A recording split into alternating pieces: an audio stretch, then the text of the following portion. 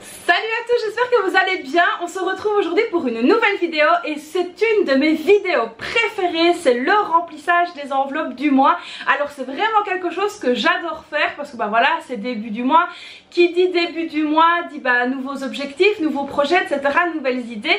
Et donc du coup je suis très contente pour vous retrouver aujourd'hui pour le remplissage de mon budget mensuel. Alors j'ai déjà fait donc au préalable mon budget du mois d'octobre. D'ailleurs si vous ne l'avez pas vu, je vous le remets dans le petit juste ici au-dessus, ici aussi je ne sais jamais. N'hésitez pas donc à aller voir, comme ça vous pourrez donc bien suivre le remplissage de mon budget mensuel. Donc ce qu'il faut savoir si vous êtes nouveau sur la chaîne et que vous n'êtes pas habitué à ce système, je prépare donc mon budget en amont, ensuite je fais le remplissage du budget mensuel qui en découlera sur chaque dimanche un remplissage et un bilan chaque semaine, et aux alentours du 7, 8, 9, ça dépend un petit peu, je fais un remplissage pour mes épargnes parce que ce qu'il faut savoir c'est que je touche mon salaire en 2 voire 3 fois et donc du coup j'attends le 7, 8, 9 comme ça pour pouvoir faire le remplissage de mes épargnes. Donc là c'est parti, on va donc remplir le budget mensuel. Alors le budget mensuel, qu'est-ce que c'est? Ce sont donc les enveloppes, on va dire, de la vie courante. Donc là c'est parti, on va donc se pencher sur le bureau et on va faire tout ça ensemble dès maintenant. C'est parti, let's go, on y va. Donc voilà, c'est parti pour le remplissage des enveloppes du budget donc mensuel. Vous avez donc ici le petit classeur, mon budget mensuel avec mes catégories principales. Alors juste ici à côté, mais vous ne le voyez pas, j'ai donc mon budget pour tout ce qui est donc ouvert à la bonne page, donc la page du mois d'octobre, pour que je puisse donc suivre le remplissage que je dois faire et pour éviter évidemment de me tromper parce que évidemment on n'est pas abri d'une erreur, surtout moi. Et donc comme vous l'avez très bien remarqué, j'avais fait une erreur de 50 € dans les dépenses variables, c'est donc bien 352 et pas 302, c'était juste pour voir si vous étiez attentif et donc je vois que vous avez été très attentif, donc c'est très bien. Donc c'est parti, let's go, on y va. On va donc remplir le budget des courses pour le mois d'octobre. Alors je vous ai déjà expliqué que mon mari met lui une partie sur le compte et que moi j'ai donc ici une partie en liquide. Donc ce mois-ci je vais donc venir mettre 300 € dans le budget des courses, donc 100, 200, 250 et voici 300. Donc 300 € dans le budget des courses pour ce mois-ci.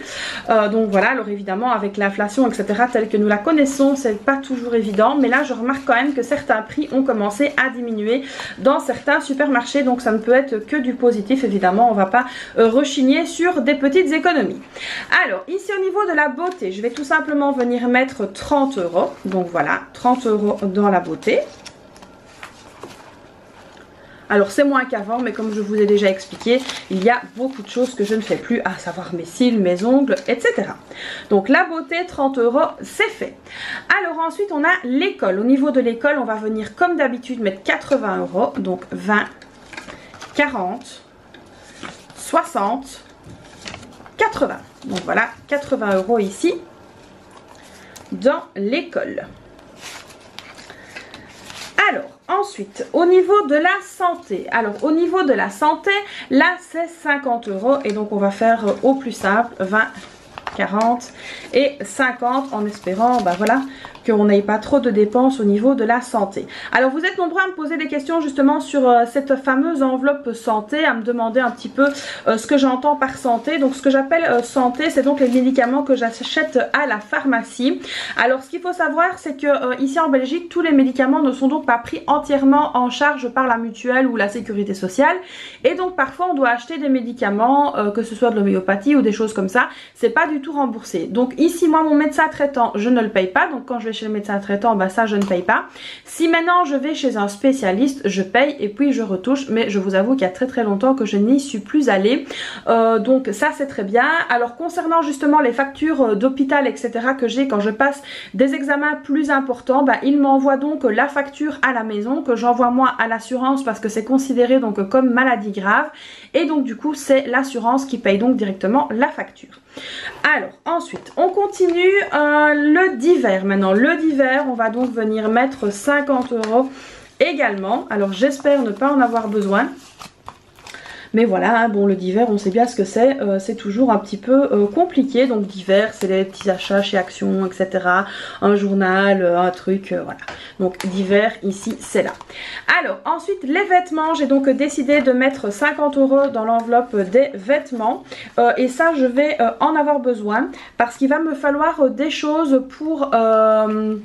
en fait pour aller promener les chiens et pour aller rechercher mes filles à l'école, donc à savoir un imperméable. Donc du coup je compte aller chez Decathlon parce que je pense que c'est là que je trouverai au meilleur prix et surtout quelque chose qui me protège bien de la pluie. Alors là vous ne le voyez pas mais il pleut malheureusement et c'est une petite pluie toute fine mais qui mouille vraiment très très fort.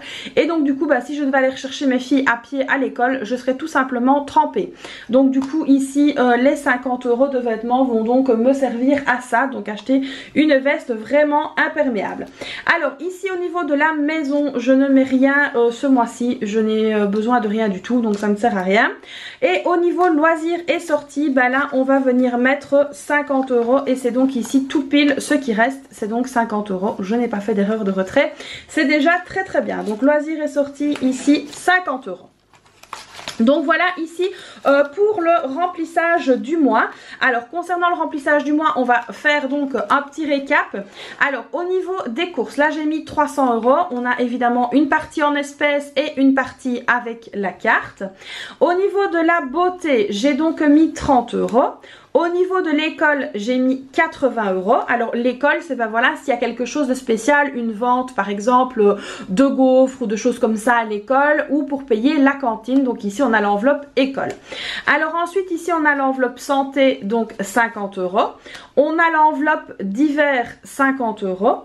On a l'enveloppe vêtements 50 € également. Maison je n'ai rien mis et loisirs et sorties j'ai mis 50 €.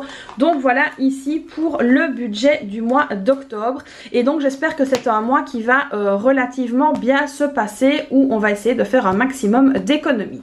Donc voilà les amis pour le budget du mois d'octobre. Alors comme je viens de vous le dire, j'espère que ça va être un mois où on va pouvoir faire un maximum d'économies. Donc là j'ai vraiment un objectif très poussé pour ce mois d'octobre. Donc c'est un objectif qu'on s'est fixé avec mon mari. J'espère qu'on pourra y arriver, je vous donnerai des nouvelles. Donc là on a vraiment, voilà, si tout va bien, on a un très bel objectif pour le mois d'octobre. En tout cas pour toute cette fin d'année. Donc j'espère que ça va y aller, qu'on va y arriver.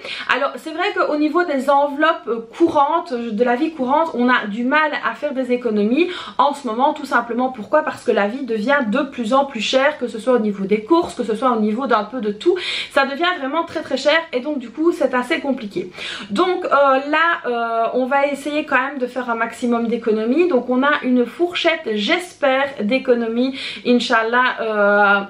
Une bonne fourchette, je vais dire ça comme ça. Allez, je vais dire qu'on a comme objectif de faire entre 200 et 600 € parce que je vais laisser planer un petit peu le suspense parce que voilà, c'est vraiment un truc avec mon mari qu'on s'est fixé. Donc il y a une grosse partie qui viendra de son salaire à lui. Donc moi ici tout est réglé comme du papier à musique, hein, j'ai envie de dire ça, sur mon budget à moi. J'ai encore une petite marge. Alors en plus on va donc avoir donc les impôts ici fin du mois et donc j'espère qu'on pourra quand même faire des économies. Donc voilà, alors évidemment il y a certains objectifs d'épargne que je ne partage pas avec vous pour la bonne et simple raison que ce sont des objectifs, je vais y arriver, qui sont donc en commun avec mon mari. Alors mes objectifs perso à moi évidemment je vous les partage, mais ce qui fait donc partie de la vie et des comptes en commun avec mon mari, là on garde quand même une part, on va dire, de vie privée là-dessus. Donc en tout cas c'est un mois qui va être donc basé sous le signe de l'économie et je l'espère, je croise les doigts Inch'Allah, que tout se passe bien ce mois-ci. Donc voilà les amis, j'espère que cette nouvelle vidéo vous aura plu. Alors comme d'habitude, vous n'hésitez pas à liker la vidéo, à vous abonner à la chaîne, activer la petite cloche, à me laisser un petit commentaire. Franchement ça fait du bien pour l'algorithme, donc n'hésitez pas à me laisser un petit commentaire. Surtout vous abonner, activer la cloche, c'est très important aussi. Et donc voilà, moi je vous fais donc plein de bisous et puis je vous dis à très vite pour une prochaine vidéo. Bye bye.